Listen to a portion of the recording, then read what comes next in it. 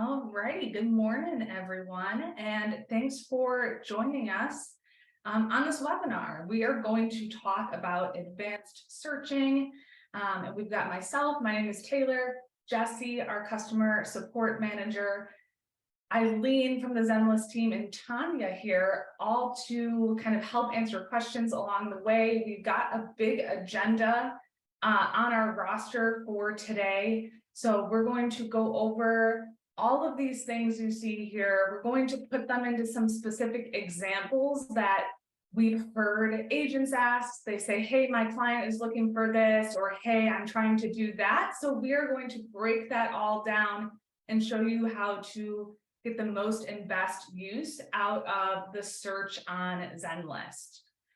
While we're going through these examples, feel free to put your questions in the Q&A. If you have a specific scenario that you want to share that you'd like us to review, pop that in the Q&A, and at the end we will try to save time and make sure we get to as many of your questions as possible.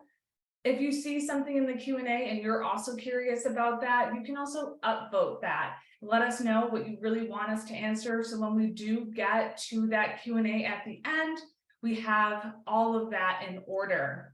If we're not able to get to your question in the Q&A today, just know that we will type up a response and send you an answer. So when you do put that in the Q&A, just drop your email address so we know who to send that to if we don't get to you.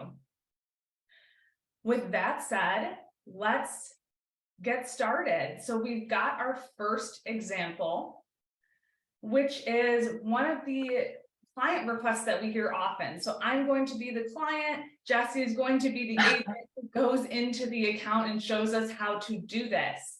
So as a client, I'm telling my agent, Jesse, I want to live within walking distance of a train stop so I can easily commute to work. Jesse, if you want to create a search. Perfect. So we're going to swap over. Oh, those are my dogs.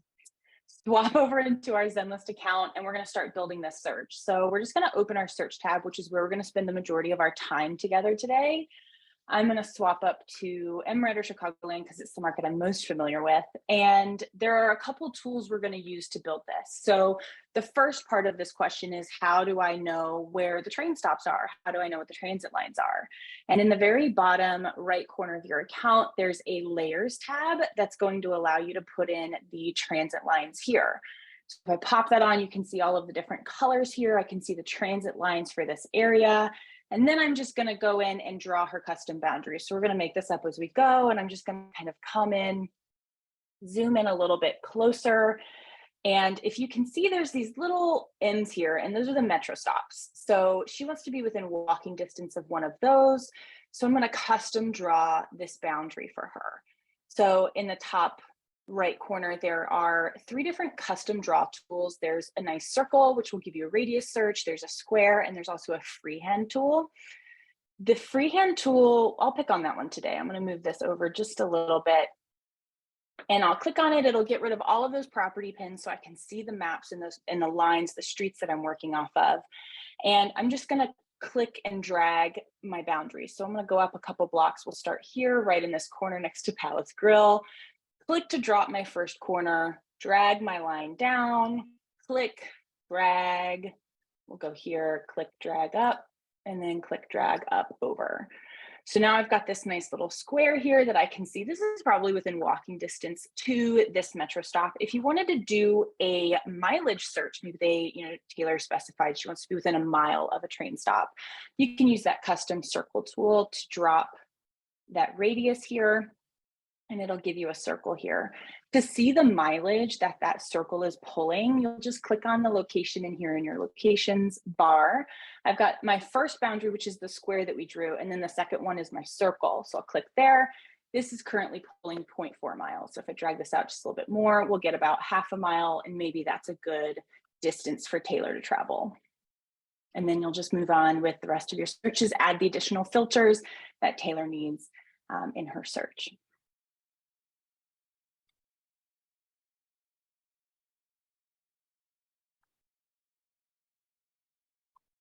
Taylor, you're muted. I think I lost you, Taylor. Yeah. I am muted. So for our second example then, we're going to show another kind of use case for this. And so in this particular example, my client or our clients are saying, hey, I'm close with my parents. I only want to live within 5 miles of their home. So we're just going to recreate that and show you again how to use, that circle draw to isolate that mileage, and we'll show you how to isolate that specific address. Yeah, perfect. So I'm gonna come back to my search. I'm gonna reset all my filters so we start with a clean slate. And to start with this search, I'm actually gonna find that parent's address. So I've pulled some addresses to reference in these examples, so we'll make one up as we go. And we're gonna use the feature to move our map to a specific point of interest. And you can find that in the locations bar here. This is where you're going to type your cities, your towns, all of that. But if you don't type anything in here, you'll see a couple options here. And we're going to use this point of interest selection. This is going to say, okay, well, what point of interest do you have? And you can add landmarks, specific addresses, anything along those lines. I'm going to pick on 24104 Primrose Circle here. So I'm going to click on this location here, and it's going to recenter my map and drop that point right where, let's say, Taylor's parents live. From here, you'll use that same circle draw tool to give you a radius. So I'm going to click on my circle here. I'm going to drop a rough estimate of what I think 5 miles might look like. And it's going to give me all these properties. And again, to see the distance that it's pulling, we'll just click on our custom boundary here to edit. It's currently pulling for 7 miles. So we're going to pull this in just a little bit, 5.01, close enough, right? So now we know everything within this circle here is within a 5 mile radius of Taylor's parents' house. Perfect. Moving right on to our third example, we often hear agents that have clients that want to live within a particular subdivision. So in this case, I'm asking my agent Jesse here, hey, I want to live in Carillion Club subdivision in Naperville, Illinois. Can you show me the homes that are available there? Yeah, great question. So moving back into our search, I'm going to reset one more time. And we're going to recycle some of the things that we've already learned. So I'm going to use this point of interest feature that we just used, but this time, instead of putting it on, a specific address, I'm going to look for, I think that they have a golf course. Here we are. So we'll have this golf course here. Yes. And then it'll move my map.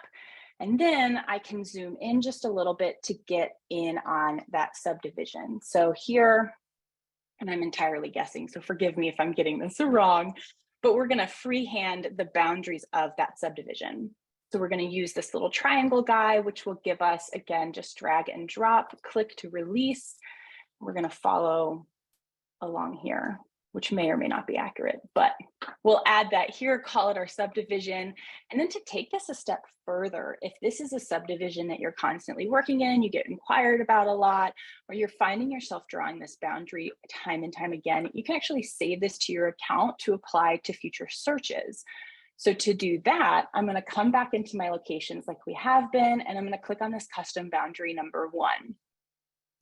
It's going to allow me to rename this. Ooh. Am I spelling that right? Yes. No.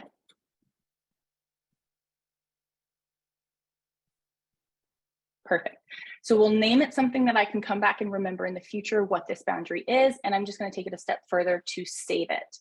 And now this boundary is remembered in my account. So to get back to it, the next time a client asks me for the subdivision, I'm just going to reset my filters, click into my locations here, and then you can see this is that subdivision that we just drew together. So now, like any other location, I can click to add it to my map, and it's always going to be there for me to use in future searches.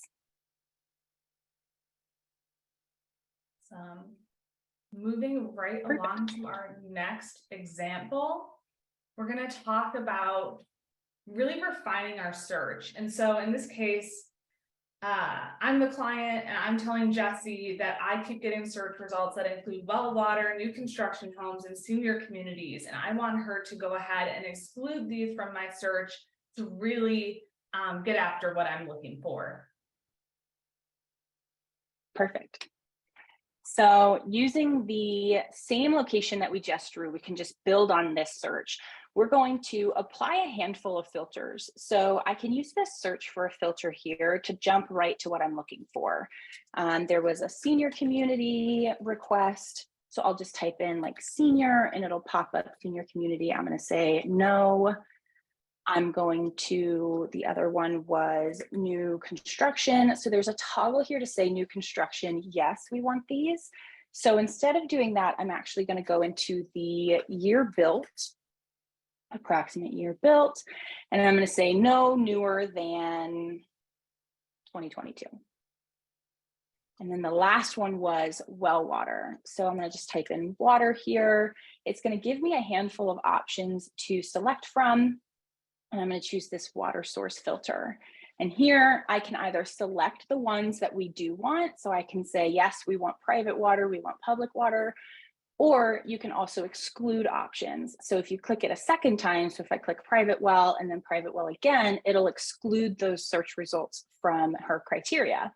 So I'll just exclude all of the wells, slim pickings here, Taylor, and we'll go back. And now we've got this handful of properties that are matching the set of criteria that she's given me. Great. So in the next example, going into these boundaries again, and what happens when we want a really specific area or we have a really specific request. So in this case, I am going to Jesse and I'm saying, I want to live in the Naperville Community School District, but I only want to look south of 87th Street. How can we do that?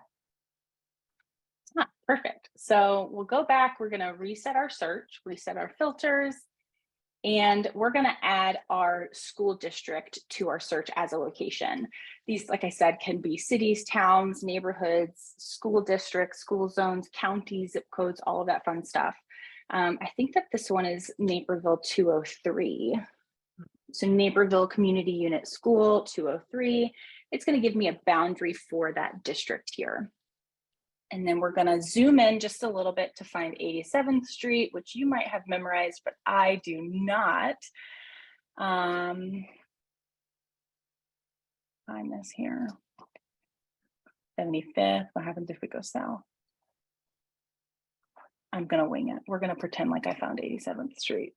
Okay, so I'm going to draw a second boundary to my search. So we're going to pretend it, was it 87th or 75th?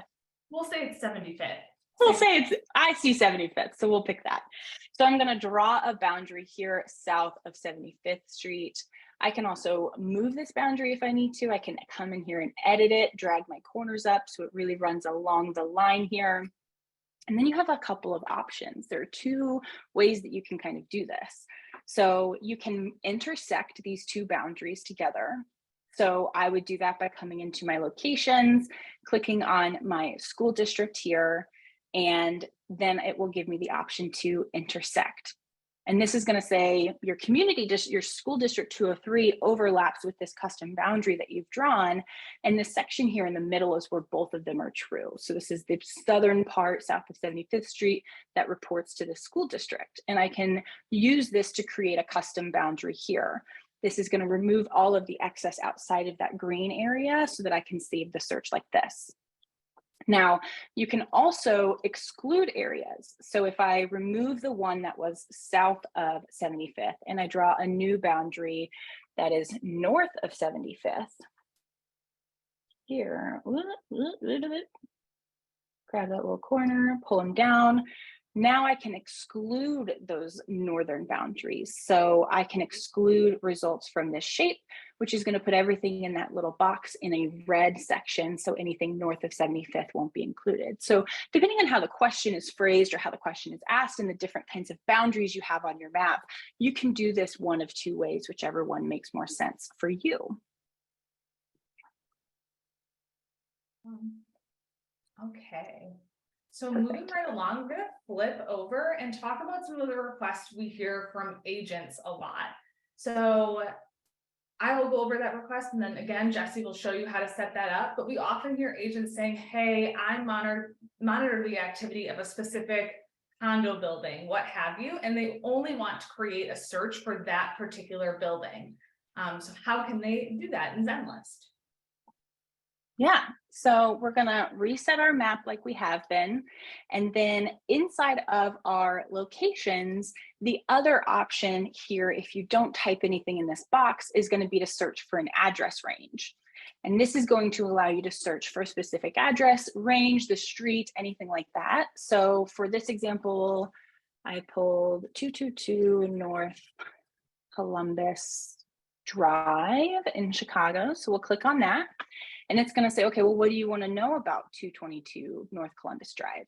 So I know that this is a condo building, like Taylor had said. So I'm going to leave the start and the end at the same.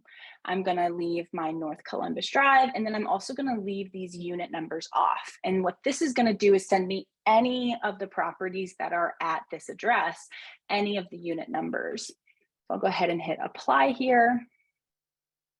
And then if I go and find those guys, there we are. There's 3 of them currently for sale.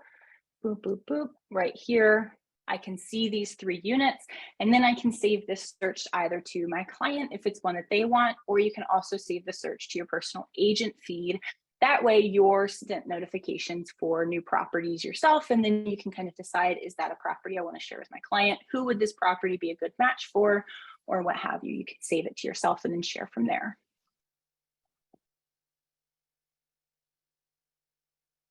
Yeah, and then so the next thing, when you are creating searches, a lot of times we've heard agents ask, well, I want to look at these in list view, and there's certain criteria that I always want to compare side by side. So the question is, when I'm looking at my search results in that view, how can I see each property, each city that each property is in? Yeah. Perfect. So I'm going to remove this address range just so we can see some more properties populating in our results here. And then we're going to toggle this over to the list view. So while you're searching, you'll default to the map view, which are all of these depends on the map locations, but you can also see these properties in a tile view, which is what your clients will be used to seeing. And then the third option is your list, which is that condensed version of the details here. And this list can actually be customized.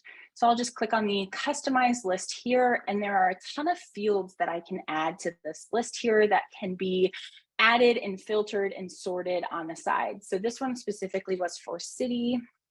I already have that one in here. Here it is right here. So I'm just going to drag this guy up, thinking about it, up. There we go. And I'll click save. And then you can see here, I've got the city on the very first column that I've selected. And you can customize this with anything that you like. So if it stays on market, if it's any of these other fields, you can add these over to your side. You can remove other subsets or other columns that you're maybe not as interested in, and just save that view to apply to all of your searches moving forward. Okay. And then this request, what we hear from agents is they are getting ready to transfer their clients to Zenlist, and they are recreating their MLS search.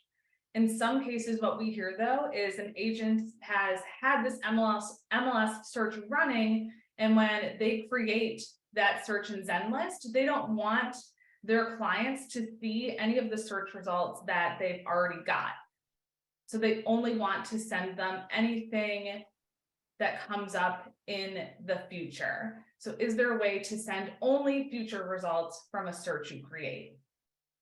For sure, yeah. So we're gonna come back, I'm gonna switch back into my map view here, and I'm just gonna throw a location on my map so we can get a subset of properties here. And we'll say this is where my client's searching. Once you've added all of your filters, you've set up the search, and you've added all of your different criteria, when you click to save the search and you choose your client, I like to pick on Taylor Dosey, he's my favorite client, and you give it a name, it's going to give you this option here to include current listings. And this is by default toggled on, which means that these 465 or so listings that currently match the criteria I have set will be sent to my client Taylor. But like if Taylor's saying, if he's already seen everything that's on the market, I can toggle that off and it's not going to send him any properties right away. It's only going to send him properties that match his set of criteria from this moment forward. So it will only send him new properties in theory from today forward. That way he's notified about what's new and fresh to him instead of properties he's seen before in the past.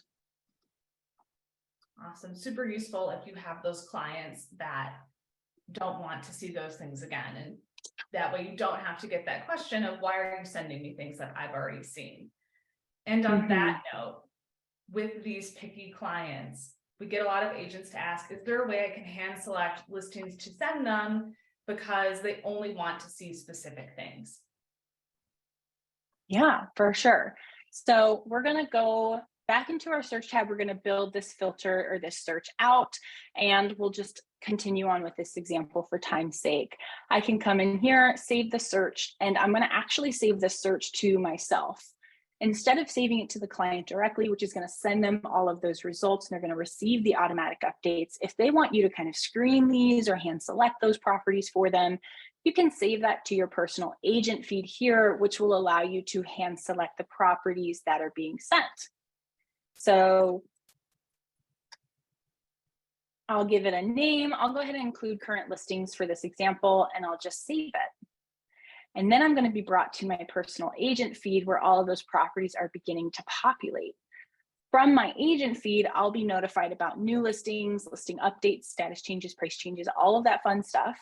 And I can just select different properties that I want to send. So as I'm reviewing properties, I'm looking through the photos and saying this one would be a good fit, maybe that one, this one's a good fit. It's going to give me this little shopping cart here. It's going to say I have 5 properties selected, and it's going to give me some options. So from this menu, I can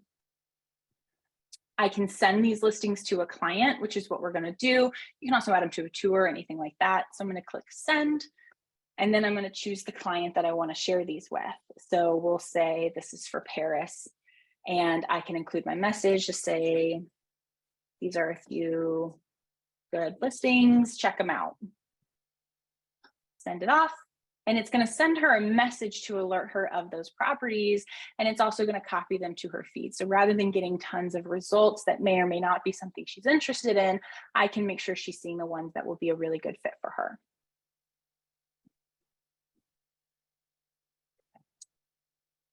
So moving right along, that agent, when sometimes agents, what we find will save searches for themselves, but then after a certain point in time, they want to forward that search to their clients.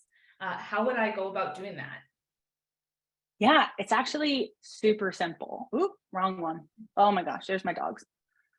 There we go. Okay. So from the feed that the search is currently saved, so I saved that search to myself and maybe I'm ready to forward that search to Paris, let her do her own kind of selecting. I'm just going to come into the little 3-dot menu here next to my name and edit my searches. But this can be done from any feed. So if it's a search that's currently sent to a client or anyone else, you can always, we call it duplicating. So I'm going to choose to edit the searches. I'm going to choose this one that we just created together. And it's going to open up my map so I can see the criteria that I've selected. In the top right corner, there's a small little ... menu. I like to call it a hamburger menu. And then you'll just duplicate the search here, which is going to give you a carbon copy of the criteria you've set. So I'm going to go ahead and hit duplicate. My screen's going to kind of take a refresh here. And now this is a brand new search that's not attached to the feed. So I can then take this and save the search to the feed that I need it to. I can also make any changes if I need to set the criteria a little differently, edit my boundary, whatever I need to do. And then you can just save it and you have both searches saved separately without having to recreate the search every time you need it.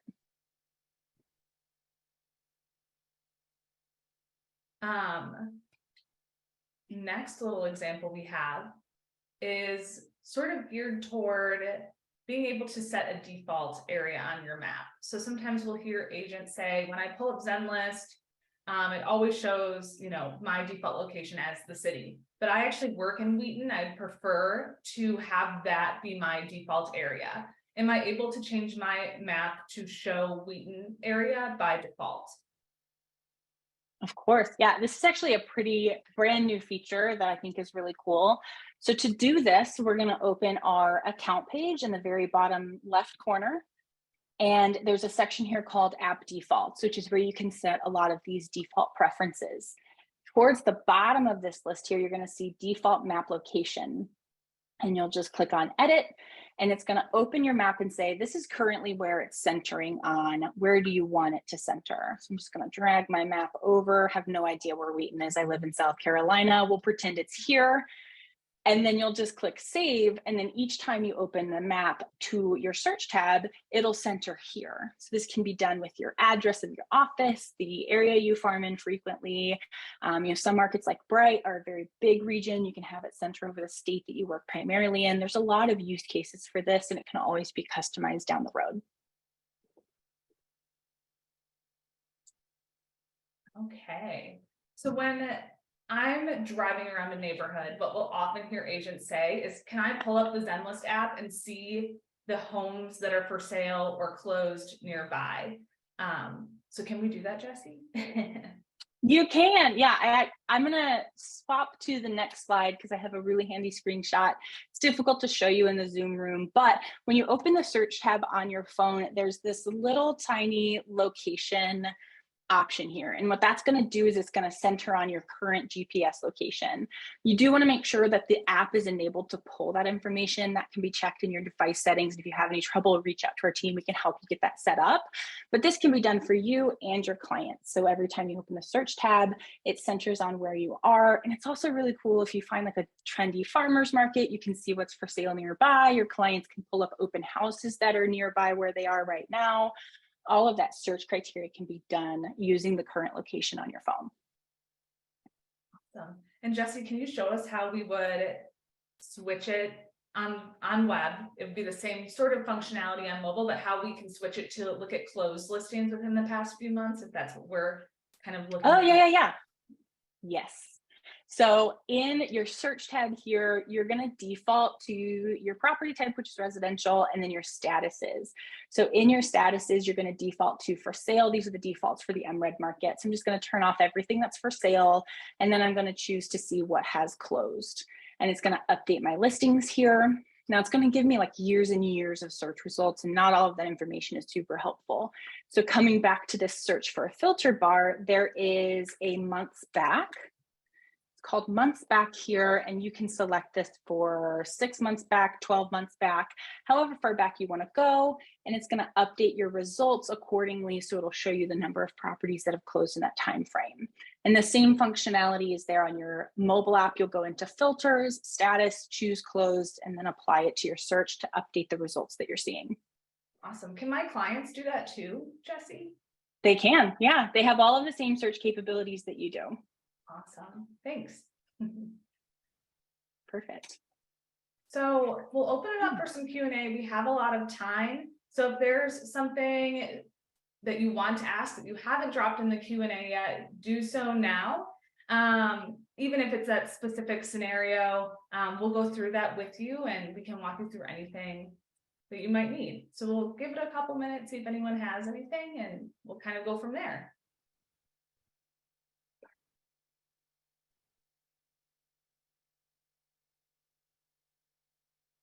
I'm Andrea. Hello, everybody. I have a small feedback actually on something that we introduced recently that you might find useful. So if you're just looking for an address and you don't want to go through the entire search by address range loop and all that, we actually made it super simple. So just you're in MRED, right? Type 360 area with EERI. If you just add 360 area, yeah, actually that's area, not no, it's still there. Well, use San Francisco, it's fine. Put in San Francisco 488 Folsom. If you click enter instead of doing anything and you tap enter again,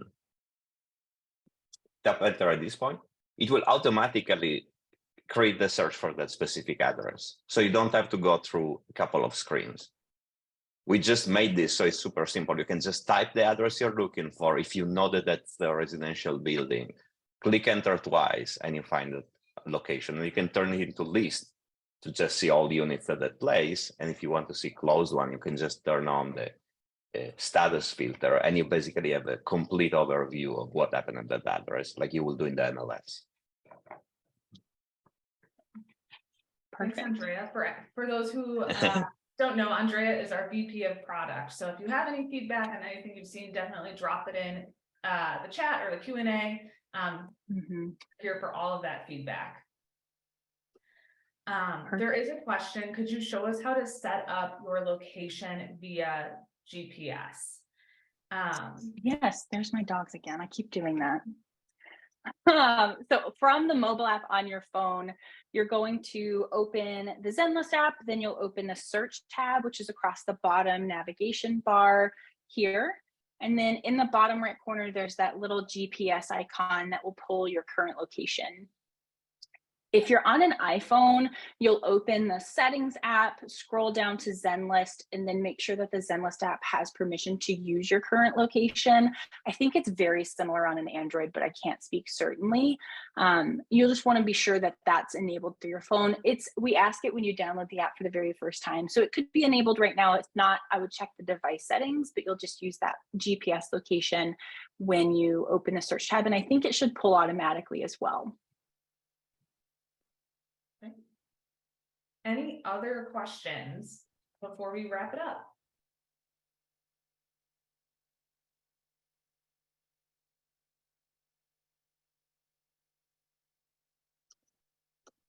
Okay. Well, if you do have any questions, if you put your email in the chat, whoever asked that question can't find the GPS setting, we'll email you and we'll work with you on that.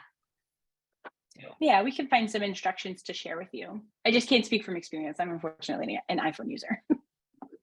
I'm an Android user. I'm going to pull it up right now on my phone and just tell you what it looks like. I think it's no, it's exactly the same. So, but just make sure, perfect. Make sure you're going to, this person I think is looking for the actual settings on their phone. You can reach out to support and we can help you. I'm happy to help with that one. Perfect. Okay. Last call for questions, comments, concerns.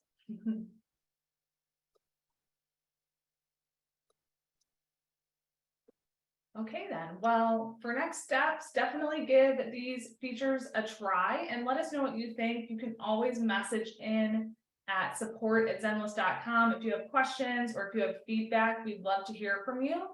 And if you have time, take our webinar survey before we wrap. You'll be sent a link here. Just let us know what you thought. Let us know how we did or what you might want to see in the future. So thanks so much, everyone. I hope everyone enjoys the rest of their day and may the 4th be with you. Enjoy the rest of your day. Thanks so much. Bye, everyone. Bye.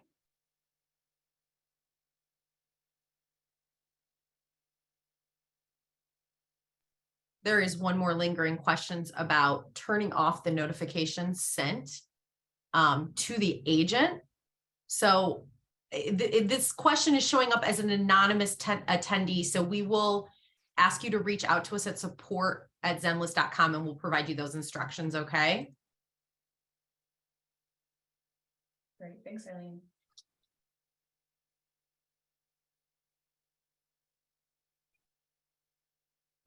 Okay, bye, everyone.